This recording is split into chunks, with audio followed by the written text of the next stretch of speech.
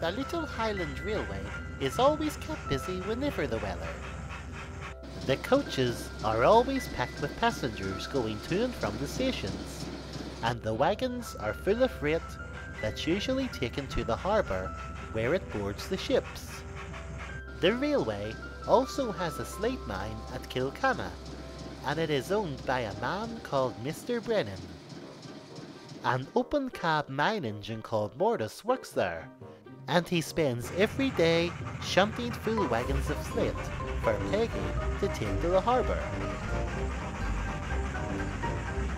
Some of the miners live in Swords village, and each morning Gunter collects them at the station and brings them to work.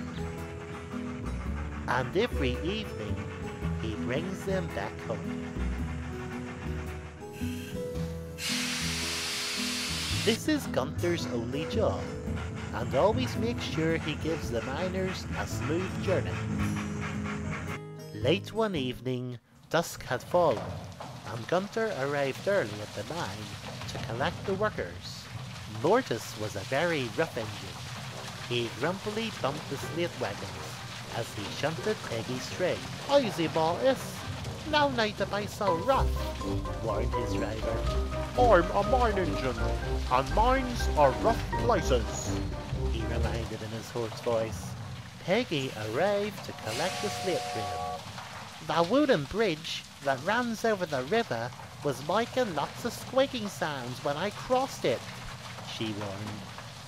Gunter himself had also heard the unusual noises from the bridge. "We must inform Lord Starkey at once," he said. Mortis rolled his eyes and thought the engines were being overcautious. "Squeaking is nothing to worry about. If you heard the noises I hear down the mine tunnels, you would be scared witless." Soon Peggy was coupled up, and her journey to the harbour began.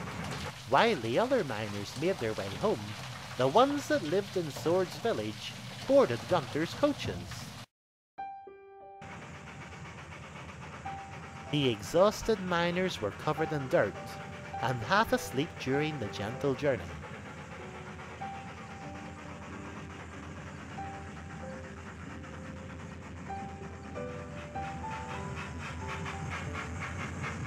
By the time they reached Sword Station, the guard opened the doors, but the sleeping passengers didn't get out. The guard sniggered, and then blew his whistle loudly. It was a rude awakening indeed. Once they left the coaches, Gunter bid them farewell before making his way to the shed.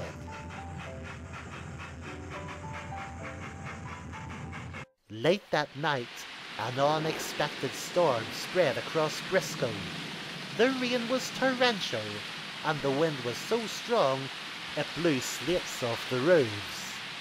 The engines were all inside Carlow's shed. The angry weather outside looked very frightening indeed. The old steam engines were quite used to bad weather, but Misty was feeling rather nervous. "The shed! It's going to collapse on top of us," she fretted. James Clifford laughed and gazed at the sky. "The shed's not gonna collapse. It's made of bricks and cement," he reassured. "The only thing we're in danger of is Italian Day tomorrow if we don't get any sleep tonight." After a long night, dawn broke, and it seemed that the storm had passed. Gunter made his way to Sword Station to collect the miners.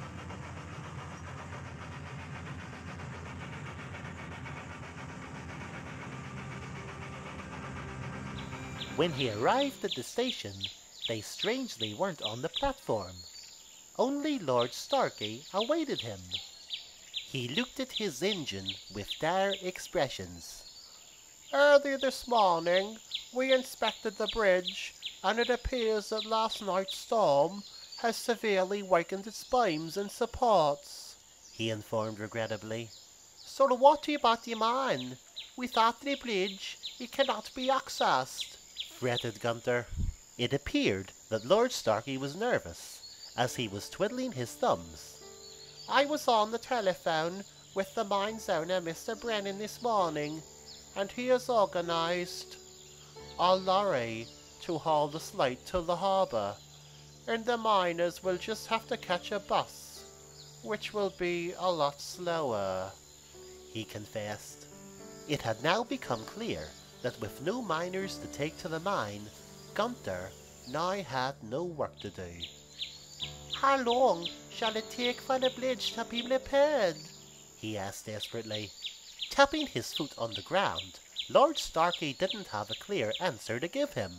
Gunther was shocked and felt lifeless. His driver had no other choice but to return him to the shed.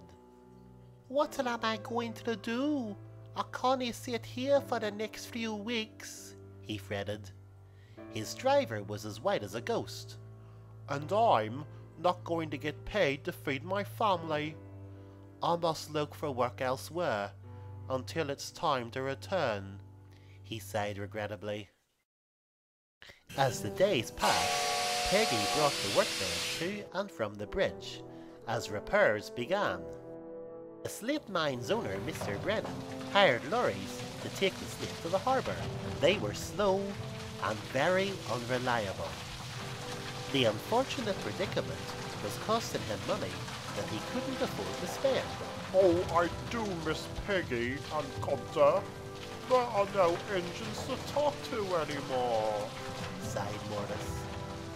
Mr. Brennan looked at his pocket watch with dire thoughts. If another order of slate misses the ship, our contractors could pull the plug with this mine. Poor Gunther was miserable as he spent day after day in the shed. Only at night time he would share the company of the engines and listen to stories about their day's work. One day, after visiting the yards, Lord Starkey could see how sad he looked and felt ever so sorry for him. He returned early the next morning with Gunther's driver and had news that he hoped would cheer him up.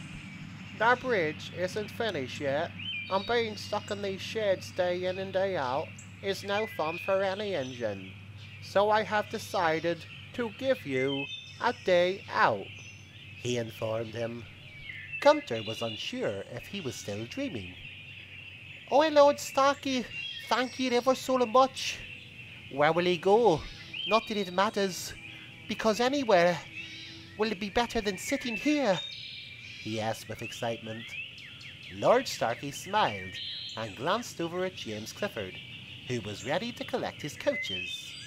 Today you will have a well-deserved day off, because Gunther will be pulling the Red Highland, he said. James Clifford was flabbergasted and hoped he misheard Lord Starkey.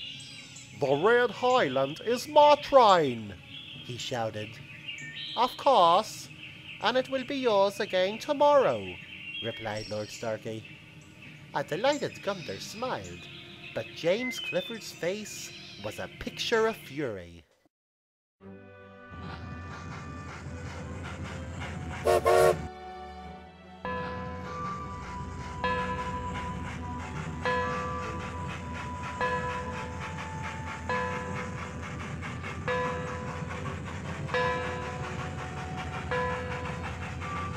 During the entire journey, Gunther relaxed and enjoyed all the sights he had not seen for a long time. Leaving the sheds was a treat, and he decided to make the most of the trip.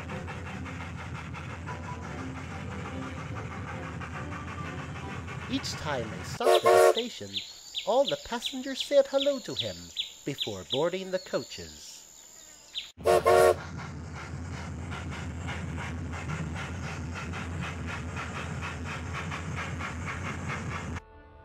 When they reached Briscoe Central, King Arthur was already at the platform and was surprised to see a different engine. Back in Kilkanna, the bridge had finally been repaired, much sooner than expected, and deemed fit for use. From each side, Mr. Brennan and Lord Starkey both walked onto the middle and shook hands. What a glorious day!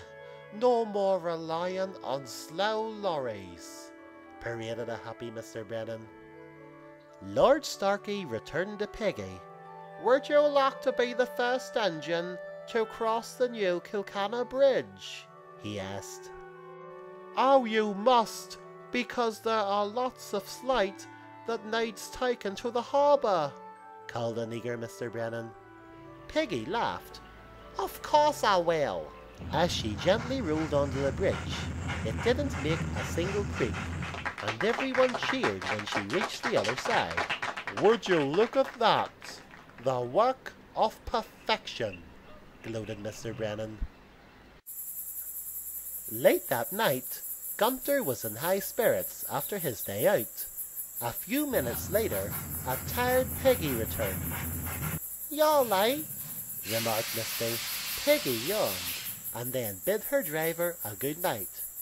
"Just back from the harbour. Kilkanna Bridge has been repaired, so I delivered the slate," she told them. Her news was the cherry on Gunther's cake. "If rail traffic has returned to Le Mans, that means I will be back at work tomorrow," he announced with excitement.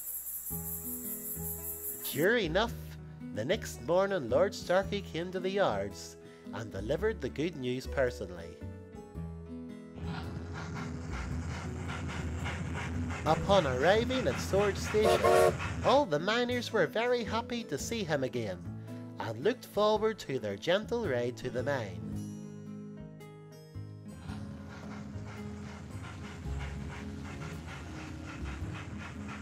Mortis was secretly pleased to see him too. The daily schedule was now back to normal, and no one would have it any other way.